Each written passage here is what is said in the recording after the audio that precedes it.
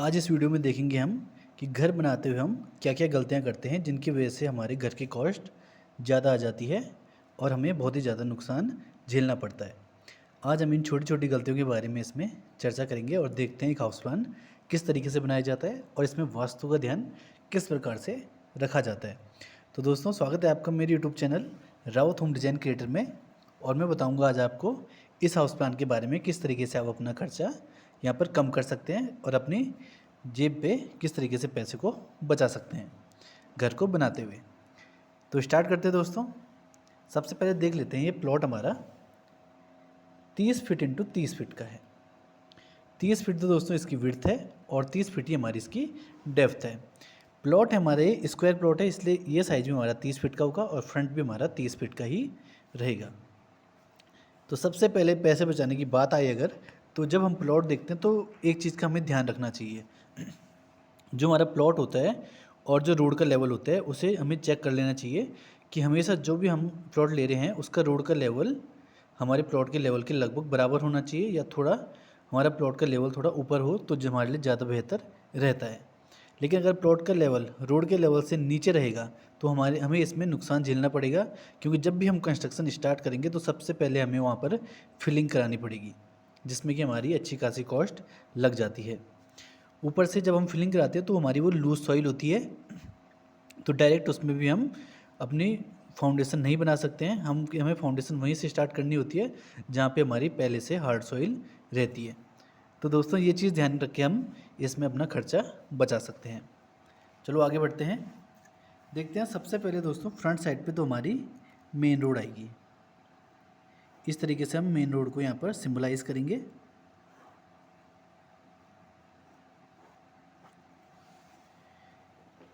Road दोस्तों जितने नज़दीक होगी हमारे प्लॉट से हमें उतना ही सस्ता पड़ता है, क्योंकि अगर रोड हमारे घर से दूर है और हमारे घर की तरफ रास्ता जाता है या इस तरीके से है कि वहाँ पर हमारी फोर व्हीलर नहीं जा पा रही है, तो हमारी हमेशा कॉस्टिंग बढ़ जाती है। कॉस्टिंग बढ़ने का रीज़न ये है कि हमें फिर लेबर चार्ज ज़्यादा देना पड़ता है। लेबर के द्वारा सामान को घर तक पहुँचाना होता है, जहाँ पर हमारा कंस्ट्रक्शन हो रहा है, कंस्ट्रक्शन एरिया तक पहुँचाना होता है। तो सब दूसरी बात दोस्तों, हमेशा ध्यान रखना चाहिए कि रोड हमारे प्लॉट तक ज़रूर पहुंच रही हो और बनी हुई हो पहले से हो, जिससे कि हम अपनी फोर व्हीलर को आसानी से वहां तक ले जा पाएँ और मटेरियल को आसानी से पहुंचा पाएँ। अब दोस्तों एक बार ये भी देख लेते हैं कि जो हाउस प्लान हमने डिज़ाइन किया है ये वेस्ट फेसिंग का है।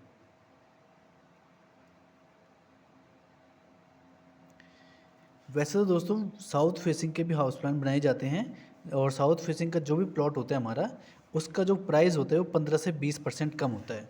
ईस्ट और नॉर्थ फेसिंग के मुकाबले उसका रेट हमेशा 15 से 20% कम लिया जाएगा, क्योंकि साउथ फेसिंग से जो भी हमारा हाउस प्लान बनता है उसे वास्तु के अनुसार ज़्यादा प्रेफर नहीं किया जाता है, क्योंकि ये हमारी यम की दिशा मानी जाती है। तो वो प्लॉट हमें सस्ते मिलते हैं। अगर आपने वो ऐसा ही प्लॉट लेना है तो आप सबसे पहले उसके रेट का नेगोशिएशन ज़रूर करें। वेस्ट के अपोजिट में हमारा ईस्ट फेसिंग आ जाएगा और ईस्ट के राइट में हमारा साउथ आ जाएगा, और साउथ के अपोजिट हमारा हो जाएगा नॉर्थ। ये वाला कॉर्नर आएगा दोस्तों हमारा नॉर्थ वेस्ट का कॉर्नर, और ये वाला कॉर्नर आएगा साउथ वेस्ट का कॉर्नर। साथ ही साथ में ये वाला हमारा साउथ ईस्ट का कॉर्नर हो जाएगा, और ये हो जाएगा हमारा नॉर्थ ईस्ट का कॉर्नर। अब दोस्तों जब भी हम घर बनाएं तो घर को हम रोड के लेवल से अपने घर का लेवल 2 से 2.5 फीट तक ऊपर ही रखना चाहिए। ये इसलिए ज़रूरी है कि जब बाढ़ या बरसात का टाइम आता है तो रोड में कई बार जो हमारा ड्रेनेज सिस्टम होता है वो फेल हो जाता है, जिससे कि कारण नालियाँ हमारी ब्लॉकेज हो जाती है और पानी रोड के ऊपर बहने लगता है। अगर हमारे घर का लेवल रोड के लेवल के बराबर होगा तो सारा का सारा पानी घर के अंदर बहकर आ सकता है, जिससे होगा ये कि हमारी एक तो घर की मार्केट वैल्यू डाउन हो जाएगी, और दूसरा हमें बहुत ही ज़्यादा मेंटेनेंस की ज़रूरत पड़ेगी, जो कि हमारी जेब को फिर से ढीली करेगा और हमारे पैसों को फिर से खर्च करवाएगा। तो इसलिए पहले ही 2 से 2.5 फीट ऊपर बना लेना चाहिए। ये दोस्तों डिपेंड करता है एरिया के हिसाब से। अगर आपका ऐसा एरिया है जहाँ पर बहुत ज़्यादा बाढ़ आती है तो आपको 2.5 से 3 फीट भी ऊपर बनाना पड़ सकता है।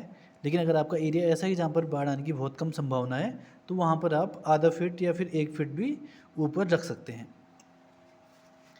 उसके बाद दोस्तों जब आपने ये चीज़ कर ली है तो ये एक होगा कि हमारा रोड का जो लेवल है और जो हमारा घर की पार्किंग का लेवल है वो अनइवन हो जाएगा। जब ये लेवल अनइवन हो जाएगा तो इसे सेटल करने के लिए हमें यहाँ पर एक रैंप देने की ज़रूरत पड़ेगी। इस तरीके से दोस्तों यहाँ पर रैंप दिया जाएगा जिससे कि हम अपनी 2 व्हीलर या 4 व्हीलर को आसानी से पार्किंग तक ले जा सकें। रैंप देना है दोस्तों तो रैंप देने में भी एक सावधानी रखनी होती है। रैंप को बहुत ज़्यादा स्टीप नहीं देना चाहिए।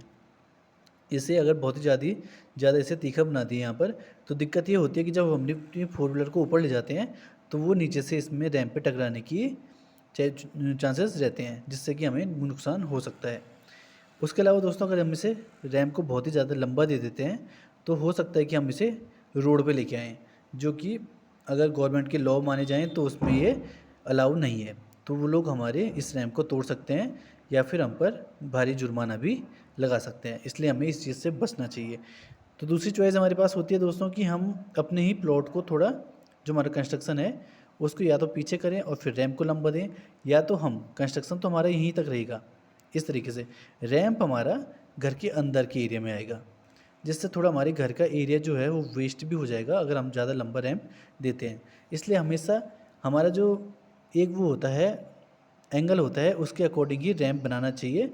हमें देख लेना चाहिए कि हमें किस टाइप के अपने 4 व्हीलर या 2 व्हीलर का यूज़ करना है, उसके अकॉर्डिंग ही रैंप को बनाना चाहिए। उसके बाद दोस्तों रैंप के सामने आता है हमारा मेन गेट। ये हमारा मेन गेट है और मेन गेट का साइज़ यहाँ पर 10 फीट तक लिया जा सकता है। 10 फीट का गेट भी दोस्तों काफ़ी हैवी हो जाता है, तो इसे स्टेबल करने के लिए यहाँ पर आरसीसी कॉलम या फिर आयरन पिलर का यूज़ ज़रूर करना चाहिए, जिससे गेट अच्छे से स्टेबल रह सके और गेट टूटे नहीं। मेन गेट से अंदर एंट्री करते ही पहुँचेंगे हम अपने पार्किंग एरिया में। पार्किंग का साइज़ यहाँ पर 11 feet 6 inch into 9 feet 6 inch है, जो कि एक अच्छा साइज़ माना जाएगा पार्किंग का। यहाँ पर हमारी 4 व्हीलर और 2 व्हीलर आसानी से पार्क की जा सकती हैं।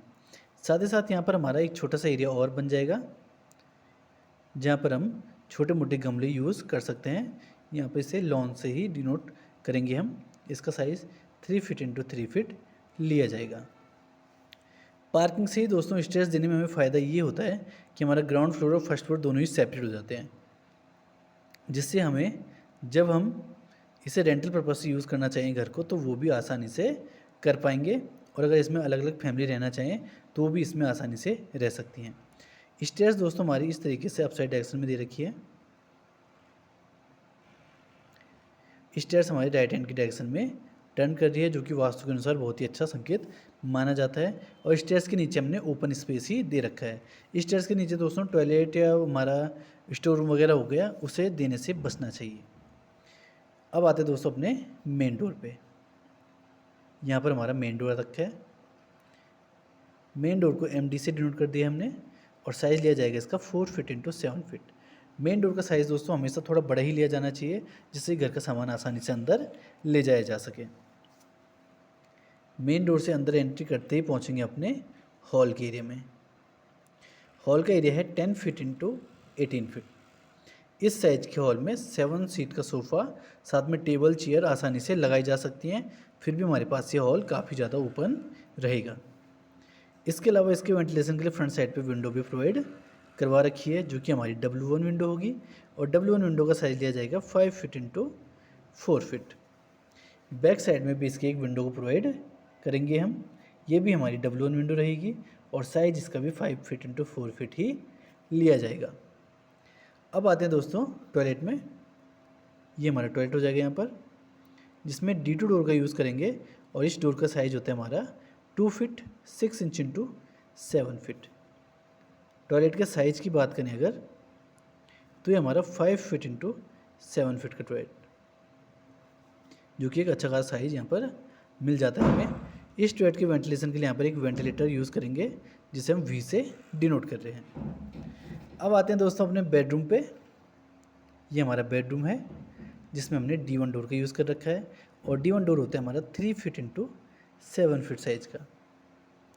ये हमारा फर्स्ट बेडरूम है।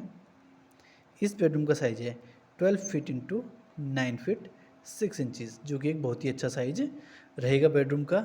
इसके वेंटिलेशन के लिए यहाँ पर एक विंडो प्रोवाइड की गई है, जो कि रहेगी हमारी W1 विंडो। साइज इसका मैं पहले ही मेंशन कर चुका हूँ, 5 फीट इंटू 4 फीट। साथ ही साथ आते हैं अपने सेकेंड बेडरूम पे। डोर इसमें भी D1 ही यूज़ होगा और इस बेडरूम का साइज है 10 feet into 10 feet. Back side में इसकी भी विंडो प्रोवाइड की जाएगी जो कि हमारी डबल 1 विंडो ही रहेगी। इसमें भी डबल बेड चेयर आसानी से लगाई जा सकती है। साथ ही साथ आते हैं दोस्तों किचन में। ये हमारा सेमी ओपन किचन रहेगा। किचन की एंट्री हम 3 टाइप से दे सकते हैं दोस्तों, या तो हम इसे पूरा क्लोज करके इसमें डोर दे सकते थे, या तो कंप्लीट ओपन रखा जा सकता है, या तो फिर सेमी ओपन किचन बनाया जा सकता है। साइज इसका 7 feet 6 inches into 6 feet 7 inch रहेगा। इसमें भी डबल 1 विंडो का ही यूज़ किया जाएगा। साइज उसका मैं पहले ही मेंशन कर चुका हूँ, 5 फीट इंटू 4 फीट। अब आते हैं दोस्तों डाइनिंग एरिया में। यहाँ पर ये रहेगा हमारा डाइनिंग एरिया। अब डाइनिंग एरिया की बात करें तो ये हमारे पास एक अच्छा खासा साइज़ रहेगा जो कि होगा हमारा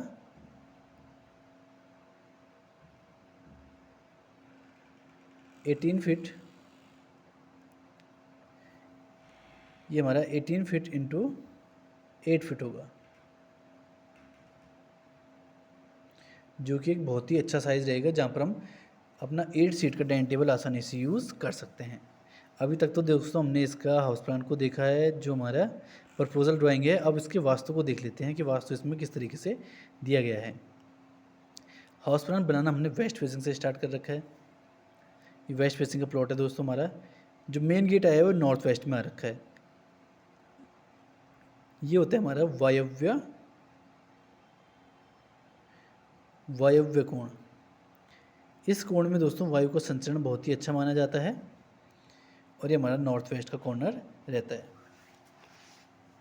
इसके अलावा दोस्तों मेन गेट की एक और दिशा मेरे पास थी यहाँ पर, वो थी साउथ वेस्ट कॉर्नर। इसे माना जाता है नैऋत्य कोण। अब इन दोनों ही दिशाओं में दोस्तों कोण अगर हम अपने मेन गेट के लिए देखें कि कौन सी दिशा ज़्यादा बेटर है, तो वायव्य कोण में से ज़्यादा बेहतर रहती है, क्योंकि जो साउथ वेस्ट की कॉर्नर है ये राहु की दिशा भी मानी जाती है, तो इस दिशा से हम गेट को देने से बचते हैं। अब मेन गेट से अंदर एंट्री की तो यहाँ से पार्किंग दे रखी है। स्टेयर्स भी मैंने आपको पहले बता चुका हूँ, राइट हैंड में टर्न हो रखी है। मेन डोर की बात करें, मेन डोर आ रखा है नॉर्थ में आ रखा है और फेसिंग इसकी हमारे वेस्ट की आएगी। मेन डोर में भी दोस्तों हमारा कई बार यहाँ पर खर्चे का संभावना इसलिए बढ़ जाती है कि हम इस डोर का साइज़ छोटा रख लेते हैं। तो जब हम अपना सोफ़ा फ्रिज बेड वगैरह अंदर ले जाते हैं तो वो कॉर्नर में टूटने की संभावना रहती है, जिससे कि हमें फिर से नुकसान देखना पड़ता है। इसलिए डोर का साइज़ पहले ही बड़ा रखना चाहिए। डोर से अंदर एंट्री करते ही हम हॉल के एरिया में आते हैं। हॉल हमारे नॉर्थ फेसिंग में आ रहा है जो कि हमारी कुबेर की दिशा मानी जाती है। फ्रंट इसका हमारा वेस्ट फेसिंग में है जहाँ से हमने एक विंडो भी दे रखी है, और बैक हमारी इसकी नॉर्थ ईस्ट की फेसिंग में आती है और नॉर्थ ईस्ट की फेसिंग को कहा जाता है ईशान कोण। ये दिशा दोस्तों बृहस्पति भगवान और रुद्र भगवान की दिशा मानी जाती है, शिव भगवान की दिशा मानी जाती है और ये बहुत ही ज़्यादा शुभ दिशा मानी जाती है। इसलिए हमने यहाँ पर ईस्ट फेसिंग से एक विंडो भी प्रोवाइड कर रखी है जिससे कि नेचुरल लाइट और सनलाइट आसानी से आ सके। ये हमारी लार्ज साइज की विंडो है। इसके बाद यहाँ पर बीच में दोस्तों हमारा ब्रह्म स्थान आ जाएगा जो कि हमारी डायगोनल लाइन के क्रॉस करने पे आता है। यहाँ पर हमें या तो ओपन एरिया देना चाहिए या तो फिर डाइनिंग एरिया देना चाहिए, या तो एक छोटा सा हम यहाँ पर तुलसी का पौधा वगैरह या एक छोटा सा गार्डन बना सकते हैं। उसके अलावा दोस्तों टॉयलेट आया हमारा कंप्लीट वेस्ट की फेसिंग में जो कि एक अच्छी दिशा मानी जाती है। फर्स्ट बेडरूम की बात करिए आया है नैऋत्य कोण में।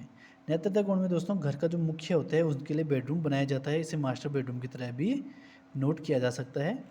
इससे उनके स्वास्थ्य में और पैसे में वृद्धि होती है। इसके अलावा सेकंड बेडरूम आया है हमारा कंप्लीट ईस्ट की फेसिंग में जो कि हमारी ज्ञान वृद्धि के लिए बहुत ही ज़्यादा अच्छा माना जाता है। यहाँ पर अगर बच्चों का स्टडी रूम या फिर यहाँ पर अगर हम गेस्ट रूम बनाएं तो ये बहुत ही सुविधायक लाभकारी होता है। उसके अलावा जो किचन आया है वो आया हमारा साउथ ईस्ट के कॉर्नर में। साउथ ईस्ट का कॉर्नर होता है दोस्तों आग्नेय कोण। इस कोण में अग्नि से संबंधित चीज़ों को ही बनाया जाना चाहिए। यहाँ पर इन्वर्टर, जनरेटर और किचन बनाया जा सकता है। साथ ही साथ यहाँ पर पानी की टंकी हुई और वॉशरूम वगैरह हुआ उसे अवॉइड किया जाता है देना, क्योंकि वो जल तत्व होता है और वो अग्नि का पूर्णतः विरोध करता है। इस तरीके से दोस्तों ये वास्तु हमारा यहाँ पर देखा गया है। अगर आपको हाउस प्लान पसंद आया है तो वीडियो को लाइक और चैनल को सब्सक्राइब जरूर करें, जिससे इस प्रकार की वीडियो मैं आपके लिए भविष्य में भी लाता रहूँ। अब इसके दोस्तों कॉस्टिंग की बात एक बार कर ही लेते हैं। तो इसकी जो कॉस्टिंग आएगी, अगर 1600 से 1800 रुपये स्क्वायर फीट में कंस्ट्रक्शन किया जाए तो कॉस्टिंग आएगी 14,40,000 से 16,20,000 रुपये।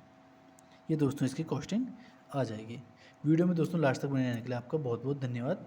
मिलते हैं आपसे नेक्स्ट वीडियो में।